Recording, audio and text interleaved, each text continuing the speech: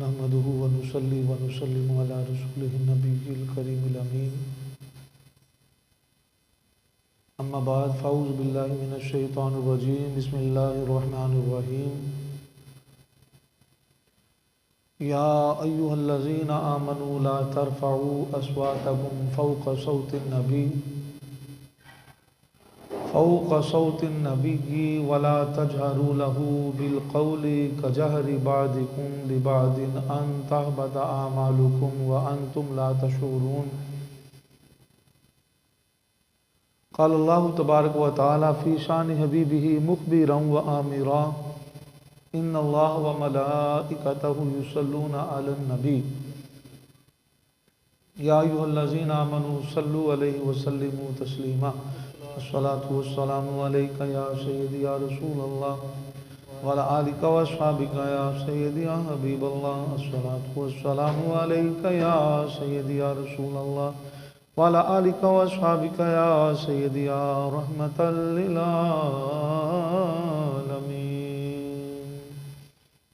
للعالمين درد و آلام کے مارے ہوئے کیا دیتے ہیں درد و آلام کے مارے ہوئے کیا دیتے ہیں ہم تو بس ان کی نگاہوں کو دعا دیتے ہیں ہم تو بس ان کی نگاہوں کو دعا دیتے ہیں درد و آلام کے مارے ہوئے کیا دیتے ہیں اور جو بھی مجرم میرے سرکار کے دامن میں چھپے جو بھی مجرم میرے سرکار کے دامن میں چھپے عرش والے اسے جنت کی سزا دیتے ہیں عرش والے اسے جنت کی سزا دیتے ہیں عرش والے اسے جنت کی سزا دیتے ہیں درد و آلام کے مارے ہوئے کیا دیتے ہیں اور عقل والوں کے نصیبوں میں کہاں ذوق جنوں عقل والوں کے نصیبوں میں کہاں ذوق جنوں کہ عشق والے ہیں جو ہر چیز لٹا دیتے ہیں یہ عشق والے ہیں جو ہر چیز لٹا دیتے ہیں ارے درد و آلام کے مارے ہوئے کیا دیتے ہیں اور اللہ اللہ کیے جانے سے نہ اللہ ملے یہ اللہ اللہ کیے جانے سے نہ اللہ ملے یہ اللہ والے ہیں جو اللہ سے ملا دیتے ہیں اللہ والے ہیں جو اللہ سے ملا دیتے ہیں درد و آلام کے مارے ہوئے کیا دیتے ہیں۔ بھائی غلام مصطفیٰ یہ آپ کی نظر شعر ہے کہ بندہ بننا ہے خدا کا تو گدا بن ان کا، ارے بندہ بننا ہے خدا کا تو گدا بن ان کا، وہ جو فقیروں کو شہنشاہ بنا دیتے ہیں، وہ جو فقیروں کو شہنشاہ بنا دیتے ہیں، ارے درد و آلام کے مارے ہوئے کیا دیتے ہیں۔ اور یاد آتی ہے مدینے کی جو ظہوری ہمیں، ارے یاد آتی ہے مدینے کی جو ظہوری ہمیں، غم کے مارے ہوئے کچھ اشک بہا دیتے ہیں، ارے غم کے مارے ہوئے کچھ اشک بہا دیتے ہیں، درد و آلام کے مارے ہوئے کیا دیتے ہیں، درد و آلام کے مارے ہوئے کیا دیتے ہیں، درد و آلام کے مارے ہوئے کیا دیتے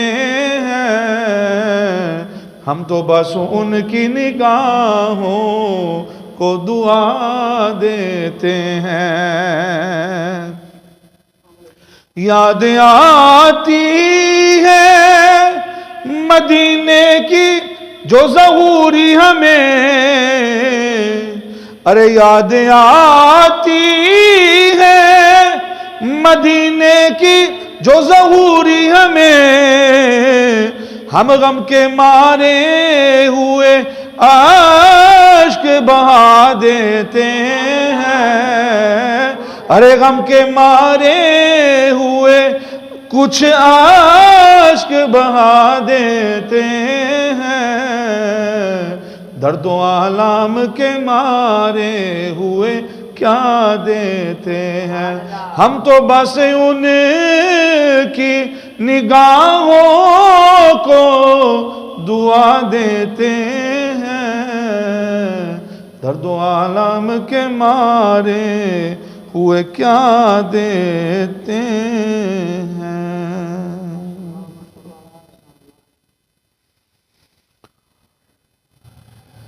محمد کی محبت دین حق کی شرط اول ہے،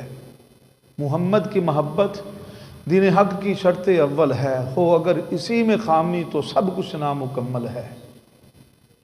پچھلے جمعۃ المبارک کا جو موضوع تھا کہ امام الانبیاء، مالک ہر دو سرا، شافع روز جزا، شفیع مذنبا، احمد مصطفیٰ حضرت محمد مصطفیٰ صلی اللہ علیہ وآلہ وسلم کے شہر مدینہ کا ذکر کیا گیا تھا۔ میں نے کہا تھا کہ محبوب کا ذکر جس بھی رنگ میں کیا جائے، جس انداز میں کیا جائے، جس کیفیت میں کیا جائے، جب محبوب کا ذکر کیا جاتا ہے یا محبوب کی نسبتوں کا ذکر کیا جاتا ہے، تو وہ جو ذکر ہے جب محب سنتا ہے، محب آقا علیہ السلام کے عشق کے اندر وارفتگی اختیار کر لیتا ہے۔ آج بارگاہ رسالت مآب صلی اللہ علیہ وآلہ وسلم کا ادب جو رب ذوالجلال نے ایمان والوں کو سکھایا، خلفائے راشدین، صحابہ کرام، آل اطہار، تابعین، تبع تابعین، عشرہ مبشرہ، سلف صالحین، ائمہ کرام، اولیاء اعظام، جو ہمیشگی کے ساتھ ان تمام ہستیوں کا ترہ امتیاز رہا۔ اور الحمدللہ ہماری بھی خوش بختی ہے کہ ہم آقا علیہ السلام کے ادنا سے امتی اور آقا علیہ السلام کے صحابہ کے آل اطہار کے آپ کے غلاموں کے غلام ہیں، اور اس غلامی میں جینا اور مرنا اپنے لیے ہم فخر کا باعث سمجھتے ہیں۔ سورۃ الحجرات کی آیت نمبر 2 ہے، بسم اللہ الرحمن الرحیم، یا ایھا الذین آمنوا لا ترفعوا اصواتکم فوق صوت النبی۔ اللہ پاک نے فرمایا کہ اے ایمان والو، تم اپنے نبی کی آواز سے اپنی آوازوں کو کبھی بلند نہ کرنا۔ فوق صوت النبی ولا تجہروا لہ بالقول کجہر بعضکم لبعض، اور نہ ہی میرے مصطفیٰ کے ساتھ اس طرح سے گفتگو کرنا جیسے آپس میں گفتگو کرتے ہو۔ ان تحبط اعمالکم، اگر تم نے یہ 2 کام کیے تو اللہ تمہارے تمام اعمال کو ضائع کر دے گا۔ العیاذ باللہ، یہ بارگاہ رسالت مآب صلی اللہ علیہ وآلہ وسلم اتنی بلند بارگاہ ہے، اتنی بڑی بارگاہ ہے کہ اس بارگاہ کے اندر بایزید بستامی جیسے اور حضرت جنید بغدادی جیسے ایسی ایسی عظیم ہستیاں، وہ بھی جب اس بارگاہ میں حاضر ہوتی تھی تو اونچی سانس نہیں لیتی تھی۔ ان ہستیوں کا یہ طریقہ تھا۔ تو اللہ نے فرمایا کہ اگر محبوب علیہ السلام کی آواز سے تمہاری آواز بلند ہو گئی، یا تم نے محبوب علیہ السلام کو اس طرح سے پکارا، اس طرح سے گفتگو کی جیسے آپس میں کرتے ہو، تو اے ایمان والو سارے اعمال میں ضائع کر دوں گا۔ وَأَنْتُمْ لَا تَشْعُرُونَ، اور تمہیں شعور بھی نہیں ہوگا کہ تمہارے ساتھ کیا ہو چکا ہے۔ اب یہ جو آیت کریمہ ہے، اس کے مختلف شان نزول بیان کیے گئے ہیں، محدثین نے، ائمہ کرام نے بیان کیے۔ ایک اس کا شان نزول یہ ہے کہ بارگاہ رسالت مآب صلی اللہ علیہ وآلہ وسلم میں صحابہ کرام تشریف فرما تھے۔ سیدنا ابوبکر صدیق اور سیدنا عمر فاروق رضی اللہ تعالی عنہما کسی بات پہ آپس میں گفتگو کر رہے تھے، آواز تھوڑی اونچی ہو گئی، اللہ نے حکم نازل کر دیا۔ اور دوسرا شان نزول یہ ہے کہ جو منافقین تھے، مدینہ پاک کے جو منافقین تھے، وہ جان بوجھ کے آقا علیہ السلام کی جب بارگاہ میں آتے تو آوازوں کو اونچا کر لیتے، اونچی اونچی باتیں کرتے، اور ان کا مطمع نظر یہ ہوتا کہ معاذ اللہ یہ جو نئے نئے مسلمان ہیں، جب ہمارے رویے کو دیکھیں گے، ہمارے گفتگو کے انداز کو دیکھیں گے، معاذ اللہ وہ بھی ہماری پیروی کریں گے، نقل کریں گے، تو اس طرح بارگاہ رسالت مآب کی معاذ اللہ بے ادبی ہم کریں گے۔ تو اللہ پاک نے ان کے اس طریقے کو دیکھا تو اللہ پاک نے حکم نازل کر دیا۔ اور تیسرا شان نزول یہ ہے، حضرت عبداللہ ابن عباس رضی اللہ تعالی عنہما بیان فرماتے ہیں کہ یہ جو آیت کریمہ ہے، صحابی رسول حضرت ثابت بن قیس بن شماس رضی اللہ تعالی عنہم، یہ ان کی شان میں نازل ہوئی۔ صحابی ہیں، میں مذمت نہیں کہہ سکتا، شان میں نازل ہوئی۔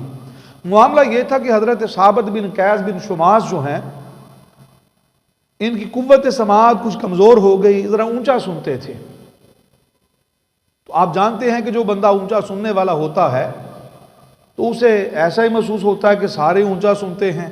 جب وہ بات کرتا ہے ذرا اونچی پچ کے اندر، اونچی آواز کے اندر بات کرتا ہے۔ تو یہ جو حضرت ثابت بن قیس بن شماس صحابی رسول ہیں، کبھی کبھی جب بارگاہ رسالت مآب میں آتے تو ان کا گفتگو کرنا، اونچی آواز سے بات کرنا آقا علیہ السلام کے لیے تکلیف کا باعث بنتا۔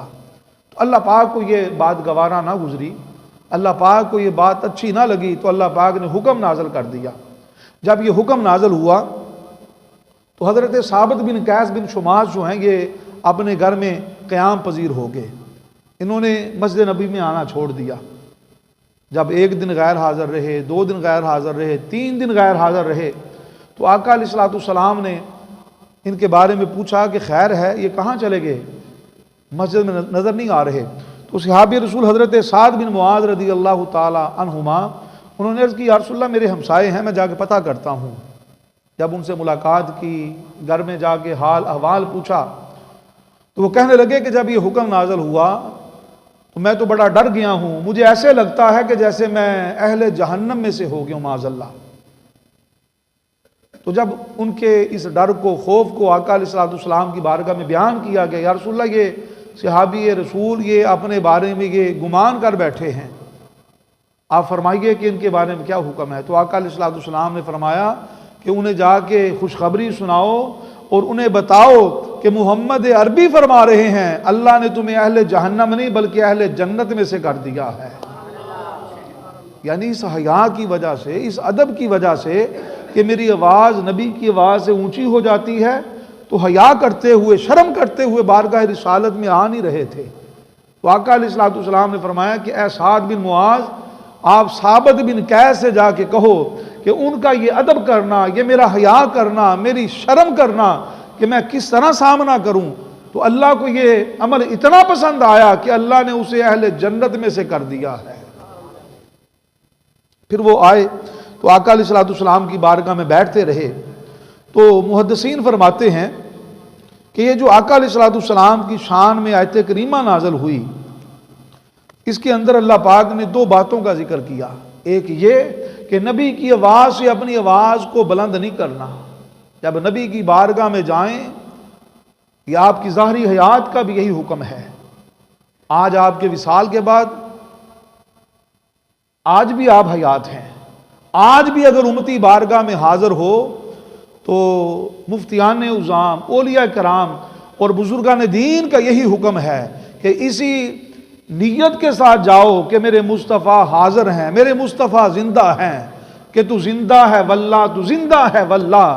میرے چشم عالم سے چھپ جانے والے آج بھی زندہ ہیں میرے آقا و مولا۔ تو جب جائیں تو اسی ادب کا، اسی حیا کا دامن تھامتے ہوئے کہ جیسے صحابہ ظاہری حیات مبارکہ میں حیا کرتے رہے، ادب کرتے رہے، تابعین حیا کرتے رہے، ادب کرتے رہے، سلف صالحین حیا کرتے رہے، اولیاء اللہ ادب کرتے رہے، تو آج بھی امتی اسی تیقن کے ساتھ، اسی ایمان کے ساتھ جاتا ہے کہ دین سارے کا سارا ادب مصطفیٰ کا نام ہے۔ دین سارے کا سارا ادب مصطفیٰ کا نام ہے۔ اگر ادب نہیں تو دین سے بندہ خارج ہو جاتا ہے۔ حضرت نعمان بن بشیر رضی اللہ تعالی عنہ بیان فرماتے ہیں کہ میں ایک روز منبر رسول صلی اللہ علیہ وسلم کے قریب تشریف فرما تھا۔ ایک شخص اونچی اونچی کہنے لگا کہ لوگوں، میں نے جب سے اسلام قبول کیا اس کے بعد میں سمجھتا ہوں کہ میں حاجیوں کو پانی پلا دوں تو مجھے کسی اور عمل کی ضرورت نہیں، اسی نیکی کے بدلے اللہ میری نجات فرما دے گا۔ ایک بندہ یہ بات کر رہا تھا، تو دوسرا کہنے لگا کہ جب سے میں نے اسلام قبول کیا ہے میں اس وقت سے یہ ارادہ کر چکا ہوں کہ میں بیت اللہ کو، مسجد حرام کو آباد کرتا رہتا ہوں، نمازیں یہاں پہ آ کے پڑھتا ہوں حرم کعبہ میں، تو میرے اس عمل کی وجہ سے اللہ مجھ سے اتنا راضی ہو جائے گا کہ مجھے کسی اور عمل کی ضرورت نہیں۔ تو جب ان دونوں کی بات سنی تو تیسرا شخص یہ کہنے لگا کہ میں نے جب سے کلمہ پڑھا ہے میں تو یہ ارادہ رکھتا ہوں، یہ نیت رکھتا ہوں کہ تمہارے جو کام ہیں ان کا اللہ کی بارگاہ میں مقام چھوٹا ہے، ہاں اسلام قبول کرنے کے بعد جو اللہ کی راہ میں جہاد کرتا ہے وہ اللہ کی بارگاہ میں بڑا محبوب ہو جاتا ہے۔ جب ان تینوں لوگوں کی بات سنی، حضرت نعمان بن بشیر کہتے ہیں یہ منبر رسول کے پاس مسجد نبوی کے قریب، مسجد نبوی میں منبر رسول کے قریب یہ باتیں کر رہے تھے۔ جب سیدنا فاروق اعظم نے ان کی باتوں کو سنا تو آپ نے انہیں ڈانٹتے ہوئے فرمایا کہ تمہیں حیا نہیں آتی کہ رسول اللہ کا منبر ہے، رسول اللہ کی مسجد ہے، تمہیں اتنی اونچی آواز سے گفتگو کر رہے ہو، کیا تم نے اللہ کا قرآن نہیں سنا؟ اللہ نے فرمایا کہ محبوب کی بارگاہ میں آؤ تو آوازوں کو پست رکھتے ہوئے آؤ، محبوب کو پکارو تو جیسے آپس میں بات کرتے اس طرح نہیں پکارنا بلکہ اچھے اچھے القابات سے پکارنا ہے۔ کبھی عرض کرنی ہے یا رسول اللہ نظر کرم فرمائیے، کبھی عرض کرنی ہے یا حبیب اللہ کرم فرما دیجئے، کبھی عرض کرنی ہے اللہ کے رسول مجھ پہ نظر عنایت فرمائیے۔ تو حضرت نعمان بن بشیر کہتے ہیں کہ ان لوگوں کی آواز کو جب بلند ہوتے ہوئے دیکھا تو سیدنا فاروق اعظم نے پوچھا کیا تمہیں پتہ نہیں کہ تم کس جگہ پہ کھڑے ہو، کس مقام پہ کھڑے ہو؟ فرمایا کہ مجھے یہ بتاؤ تمہارا تعلق کس علاقے سے ہے؟ وہ کہنے لگے کہ ہم طائف کے رہنے والے ہیں۔ آپ نے فرمایا کہ اسی لیے تمہیں میں چھوڑتا ہوں، اگر تم مدینہ کے رہنے والے ہوتے اور تم اس حکم سے واقف ہوتے کہ بارگاہ رسالت میں آپ کا ادب کتنا ضروری ہے، پھر بھی تم بے ادبی کرتے، آواز کو بلند کرتے، تو میں عمر تمہیں ضرور سزا دیتا۔ آج تم سزا سے اس لیے بچ گئے کہ تمہارا تعلق مدینے سے نہیں بلکہ طائف سے ہے، اگر مدینہ کے رہنے والے ہوتے اس بے ادبی کی وجہ سے میں تمہیں ضرور سزا صادر فرماتا۔ اور نبی پاک صلی اللہ علیہ وسلم کا جو ادب ہے، حیا ہے، مفتی شہیر مفتی احمد یار خان نعیمی رحمۃ اللہ تعالی علیہ فرماتے ہیں کہ آج بھی جو حاضری دینے والا ہے اسے اسی ادب کو ملحوظ خاطر رکھنا چاہیے، اسی تیقن کے ساتھ جانا چاہیے کہ میں بارگاہ رسالت مآب میں جا رہا ہوں، میرے آقا سنتے ہیں، اور جب سلام کرنا ہے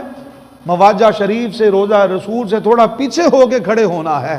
اور عرض کرنی یا رسول اللہ آپ میری گفتگو سن رہے ہیں، سلام سن رہے ہیں، یا رسول اللہ میری ذات پہ نظر کرم فرما دیجئے۔ اور بعض فقہا یہ بھی فرماتے ہیں کہ جب درس حدیث ہو رہا ہو تو اس وقت بھی اپنی آواز کو پست رکھنا چاہیے، بڑی توجہ سے رسول اللہ کی حدیث کو سننا چاہیے، کیونکہ یہ نہ دیکھیں کہ بیان کون کر رہا ہے بلکہ دیکھیں یہ کہ بات کس ہستی کی ہو رہی ہے، فرمان کس ہستی کا سنایا جا رہا ہے۔ تو اس لیے جب حدیث رسول سنائی جا رہی ہو تو پوری خاموشی کے ساتھ، یکسوئی کے ساتھ سننا چاہیے۔ بلکہ یہاں تک محدثین فرماتے ہیں جو اولیاء اللہ ہیں وہ فرماتے ہیں کہ جب علماء کی مجلس میں بیٹھو، علماء کی سنگت میں بیٹھو تو ان کا ادب حیا کرتے ہوئے خاموش رہو، پوری توجہ سے بات سنو، کیونکہ نبی پاک صلی اللہ علیہ وسلم نے ان علماء کو اپنا وارث قرار دیا ہے۔ تو حضرات گرامی کائنات کے اندر بڑے بڑے لوگ آئے، بڑے زاہد آئے، بڑے عابد آئے، بڑے تقوی والے، بڑے بڑے عاشق رسول، بڑے ادب کرنے والے آئے، کیونکہ ادب جو ہے یہ پہلا قرینہ ہے محبت کے قرینوں میں سے۔ اگر ادب نہیں تو ہر چیز تباہ ہو جاتی ہے، کیونکہ با ادب با مراد ہوتا ہے اور بے ادب بے مراد ہوتا ہے۔ تو دنیا کے اندر بڑے بڑے لوگ آئے، ایسی ایسی ہستیاں بھی گزری کہ جو امام الانبیاء صلی اللہ علیہ وسلم کا نام بغیر وضو کے لینا گوارا نہیں کرتے، آتے رہے اور آ رہے ہیں اور آتے رہیں گے، یعنی مصطفیٰ کے ایسے ایسے عاشق، مصطفیٰ سے محبت کرنے والے، پیار کرنے والے کہ آپ کی سنت سے ایک لمحہ بھی وہ کنارہ کش نہیں ہوتے تھے۔ جب آپ کا نام لینا ہوتا پہلے وضو کرتے، پھر نامی اس میں گرامی محمد لیا کرتے تھے صلی اللہ علیہ وسلم۔ مگر ادب کا اور سلیقہ، قرینہ اور طریقہ جو محدث مدینہ امام مالک بن انس رضی اللہ تعالیٰ عنہ جو بڑے مشہور تابعی ہیں، انہوں نے جو اپنایا آپ کی مثال کوئی نہیں ملتی۔ گفتگو کو سمیٹتے ہوئے یہ جلیل القدر صحابی حضرت امام مالک بن انس رضی اللہ تعالیٰ عنہ جو ائمہ اربعہ میں سے ہیں، آپ کا مقام بڑا بلند ہے، آپ محدث مدینہ ہیں، آپ ائمہ اربعہ میں سے جید امام آپ کو مانا جاتا ہے۔ آج دنیا کے اندر جتنے لوگ مالکی ہیں وہ امام مالک رضی اللہ تعالی عنہ کی فقہ پہ چلنے والے ہیں۔ تو آپ اپنے وقت کے جید عالم دین، محدث، معلم، فقیہ، مقرر اور شیخ الاسلام والمسلمین کے لقب سے جانے جاتے ہیں، اور مستند ترین امام آپ کہلاتے ہیں۔ آپ کی ولادت مبارکہ مدینہ المنورہ میں ہوئی، زندگی کا زیادہ تر حصہ آپ نے مدینہ پاک میں گزارا، اور علم و فضل کے اندر آپ کا سارا خاندان بڑی شہرت رکھتا ہے۔ آپ کے والد گرامی بھی صحابی ہیں،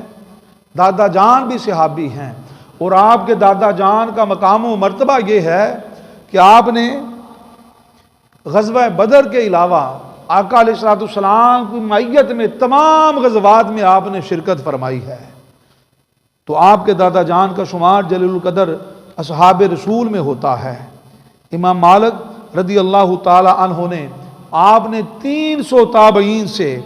آپ نے اکتساب فیض کیا، اور 70 اساتذہ نے آپ کو سند جاری فرمائی۔ آپ کو محدث مدینہ کہا جاتا ہے۔ مسجد نبوی کے اندر آپ درس دیا کرتے تھے، درس حدیث بھی دیتے تھے،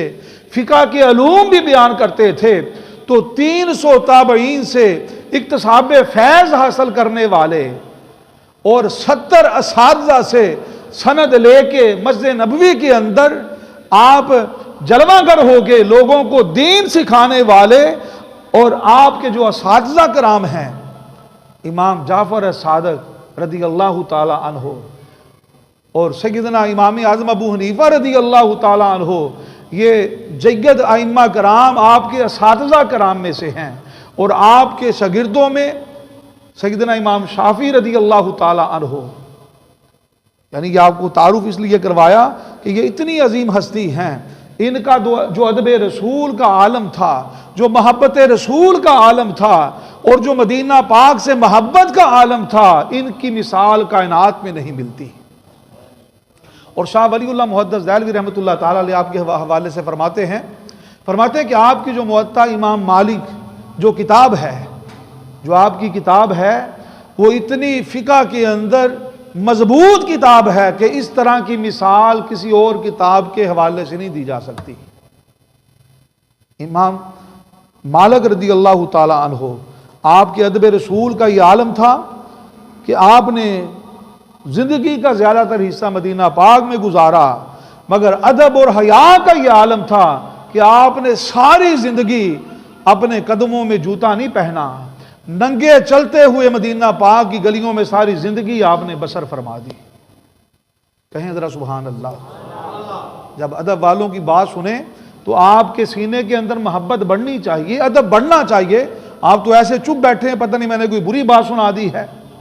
ایک اتنے بڑے امام کا ذکر کر رہا ہوں جو رسول اللہ سے محبت کرنے والے، رسول اللہ کا ادب کرنے والے، رسول اللہ کے شہر مدینہ کا ادب کرنے والے، ساری زندگی آپ نے گزاری، پاؤں میں کبھی جوتا نہیں پہنا، اس لیے نہیں پہنا کہ یہاں رسول اللہ کا یہ شہر ہے، رسول اللہ کے نالان پاک لگتے رہیں گے، کہیں مجھ سے بے ادبی نہ ہو جائے۔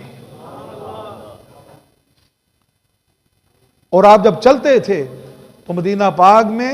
گلیوں میں جب چلتے دیواروں کے ساتھ لگ لگ کے چلتے تھے کہ آقا علیہ الصلوۃ والسلام ان گلیوں میں چلتے رہے، کہیں آپ کے نالین پاک والی جگہ سے مالک کے کہیں قدم نہ لگ جائیں، دیواروں کے ساتھ جڑ جڑ کے آپ چلا کرتے تھے۔ ادب کا یہ عالم تھا، اور آپ کے پاس اعلیٰ نسل کی سواریاں تھیں، اور اس وقت کے بہترین گھوڑے تھے، مگر کبھی آپ نے شہر مدینہ کے اندر آپ نے کسی گھوڑے پہ، اونٹ پہ سواری نہیں کی، آپ پیدل چلتے تھے۔ جب کسی دوسرے شہر میں جاتے تب سواری کا استعمال کرتے، تو پوچھا گیا کہ آپ سواری اتنی اعلیٰ رکھتے ہیں، اس پہ سواری کیوں نہیں کرتے؟ آپ فرماتے کہ میرا ادب اس بات کی اجازت نہیں دیتا، عشق رسول اجازت نہیں دیتا کہ ان گلیوں کے اندر سواری پہ بیٹھ کے چلوں جہاں مصطفیٰ کے نلین لگتے رہے ہیں، جہاں مصطفیٰ کے نلین مبارکہ لگتے رہے ہیں۔ مالک کی کیا اوقات ہے کہ ان گلیوں کے اندر جب سواری پہ سوار ہو کے چلے تو مالک اپنے آپ کو بے ادب تصور کرتا، اس لیے ان گلیوں کے اندر ہمیشہ پیدل چلتا رہتا ہوں۔ ایک مرتبہ مسجد نبوی کے اندر خلیفہ ابو جعفر منصور کوئی فقہی مسئلے کے حوالے سے بات چیت کر رہا تھا، بات کرتے کرتے اس نے اپنی آواز کو بلند کر دیا۔ اپنی جب آواز کو بلند کیا تو حضرت امام مالک رضی اللہ تعالی عنہ نے اسے ڈانٹا، کہا کہ تجھے پتہ نہیں کہ تو کس مسجد کے اندر کھڑا ہے، کس جگہ پہ کھڑا ہے، تیرے گفتگو کرنے کا انداز کیسا ہے؟ جب آپ نے یہ بات کہی تو خلیفہ ابو جعفر منصور نے آپ سے معافی مانگی، کہا کہ مجھے معاف کر دیں، ساتھ یہ سوال کیا، کہا کہ اے امام مالک مجھے یہ بتائیے کہ جب رسول اللہ صلی اللہ علیہ وسلم کی بارگاہ میں آئیں تو دعا کا وقت آئے کیا چہرہ مواجہ شریف کی طرف رسول اللہ کی طرف کروں یا چہرے کو پھیر کے قبلے کی سمت میں کر لوں؟ تو آپ نے فرمایا کہ کیا سوال کرتے ہو؟ اس ہستی سے چہرہ پھیرتے ہو جو تمہاری بھی بخشش کا نجات کا ذریعہ ہے، جو تمہارے آباء و اجداد کی بخشش اور نجات کا ذریعہ ہے؟ کہا نہیں، جب تو نے دعا مانگنی ہے، روزہ رسول پہ آئے ہو تو چہرہ مصطفیٰ کے آپ کے روزہ مبارک کی طرف کر کے دعا مانگنی ہے۔ اگر چہرے کو اس ہمت سے پھیر لیا تو اللہ پاک تمہیں بے ادبوں کے اندر شمار فرمائے گا، کیونکہ آقا علیہ الصلوۃ والسلام کی جو بارگاہ ہے، اسی بارگاہ کے صدقے اللہ نے کعبے کو شان عطا فرمائی، اسی بارگاہ کے صدقے۔ میرے اعلیٰ حضرت اسی لیے آپ فرماتے ہیں کہ حاجیوں آؤ شہنشاہ کا روزہ دیکھو، حاجیوں آؤ شہنشاہ کا روزہ دیکھو، کہ کعبہ تو دیکھ چکے،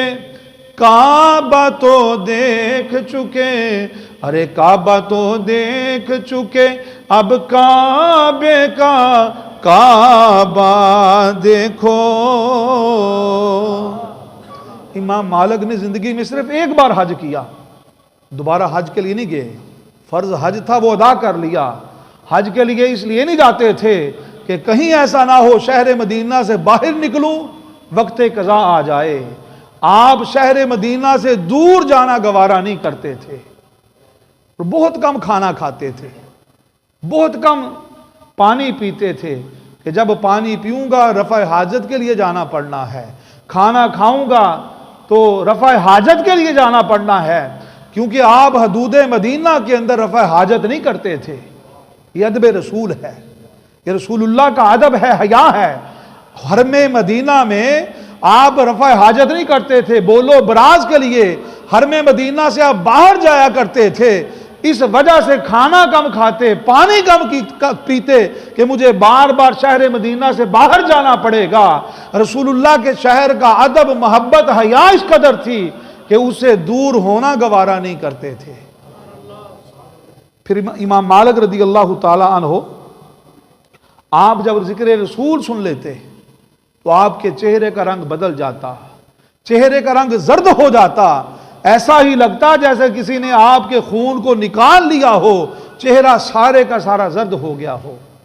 تو پوچھا گیا اے امام صاحب یہ کیا کیفیت ہے؟ جب ذکر رسول کرتے ہیں، ذکر رسول سنتے ہیں، چہرہ زرد ہو جاتا ہے، خشیت طاری ہو جاتی ہے، ایسا کیوں ہوتا ہے؟ آپ فرماتے ہیں کہ مجھے سوال کرتے ہو تو میں نے جن لوگوں سے سنا، جن لوگوں سے دیکھا، اگر تم ان کی زندگیوں کو دیکھ لیتے تو میرے اس عمل پہ کبھی تعجب نہ کرتے۔